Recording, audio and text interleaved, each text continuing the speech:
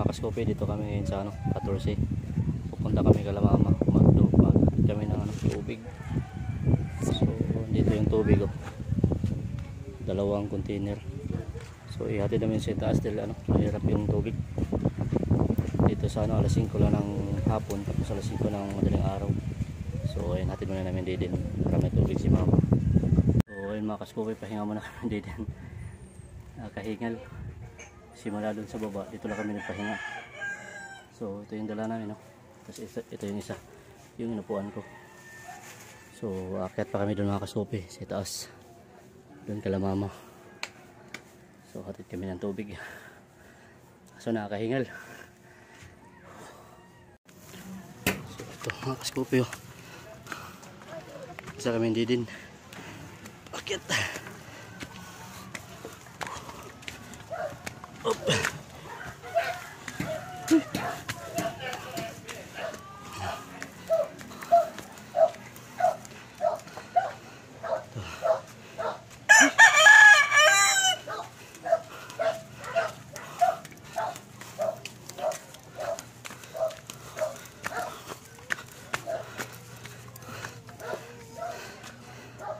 Dito na kami.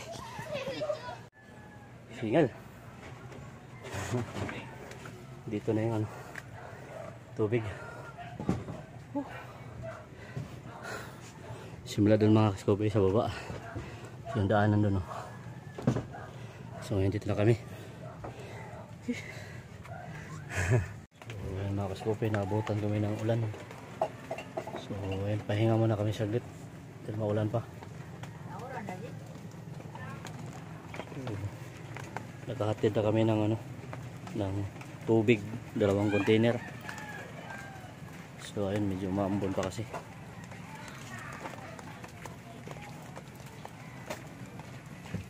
Ayun, marami na namang panggatong naipon si mama. So ang dami ng bunga ng bayabas kasi panay ang ulan. Ito yung kinukuha na ni mama, bayabas mga kaskope. Dami ng bunga. Daming bunga. So may dala kaming ngayon, isang plastic na bayabas. So nakaharvest si mama kada araw-araw sa nakadala ng bayabas doon sa amin. Sayang tuloy di kami nakapadala ng bayabas doon sa Cebu dahil nakalimutan. Naka-ready na sana kasi nakalimutan pa. So ito, damo na tanglad. Nagkalat na yung mga tangla dito, mga tanim ni mama. Tapos pinya, nakahod lang tayo dahil umaambon pa. So ayun mga kaskope, yung doon mga kaskope, doon yung burabod doon, kita yung ilog. So dito kami ngayon ididid silong muna saglit dahil maulan pa. So maya maya baba na kami, so, dahil magsisimba pa kami pang alas 6. Pinya mga kaskope, maliit, ang liit ng pinya. Ayun pinya, araw-araw si mama nagdadala ng pinya sa amin. Ito yung mga ganas niya. Ito yung tubo. Silang muna tayo dala umulan na naman. Mas pababa na sana kami. Maulan, madulas.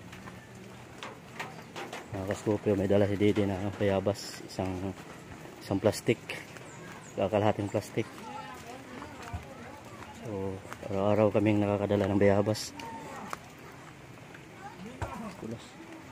Dito yung daanan dito mga kaskope, kailangan dandahan dahil madulas. Op. Silong na kami mga kaskope dahil naabutan naman kami ng ulan.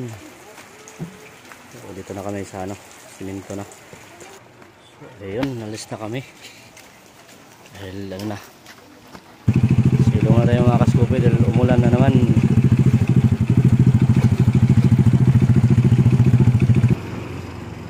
ulan. Uwi na tayo.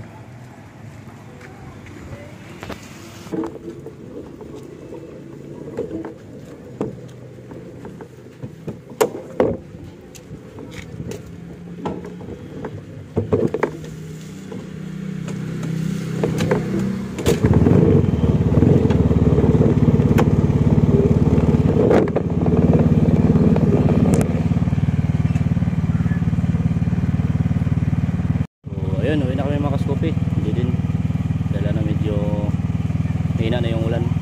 So ayun, God bless mga kaskopi. Bye bye.